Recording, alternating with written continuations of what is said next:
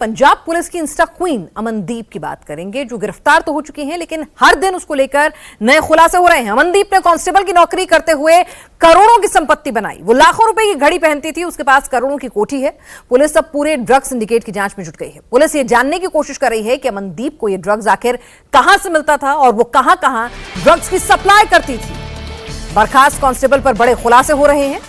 मददगारों की भी जानकारी हासिल की जा रही है, जिनके दम पर अमनदीप हर बार बच निकल रही थी। हाथ में घड़ी कीमत 2 लाख रुपए, आंख पर चश्मा कीमत 85,000 रुपए, थार गाड़ी कीमत 17 लाख रुपए, प्लॉट कीमत 50 लाख रुपए, करोड़ों की आलीशान कोठी, लाखों का फर्नीचर।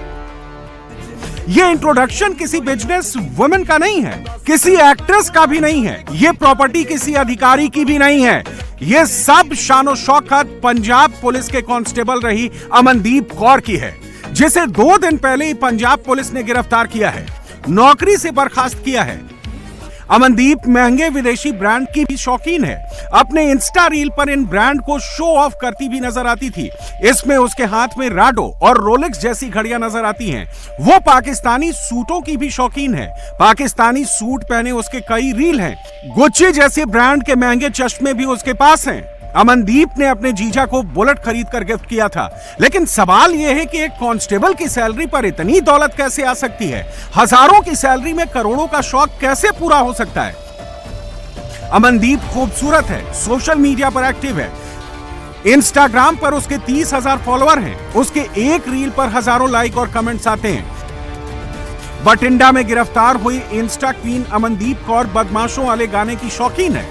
उसने इंस्टाग्राम पर अपनी जितनी भी रील्स बनाई है, सभी के बैकग्राउंड में ऐसे ही गाने लगाए हैं। जिस थार में उससे हेरोइन बरामद की गई, उसके बोनट पर कुछ दिन पहले उसने केक भी काटा था, लेकिन सोशल मीडिया पर छाने और लग्जरी लाइफ जीने की चाहत ने आज अमनदीप कौर को सलाखों के पीछे पहुंचा दिया है।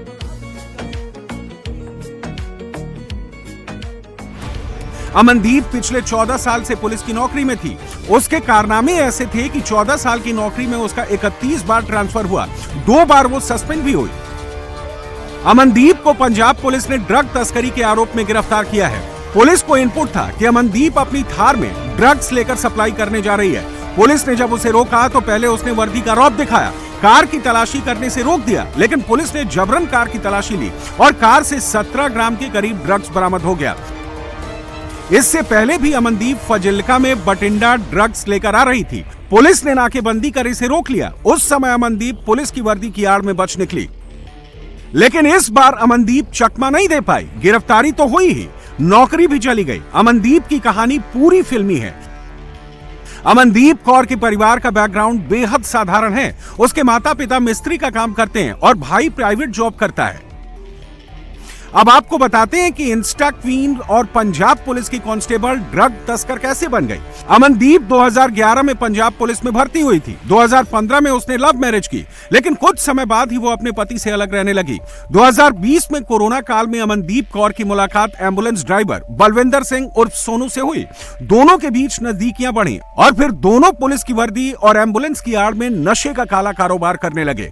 एम्बुलेंस में नशा सप्लाई करने का आइडिया भी अमनदीप कौर का था।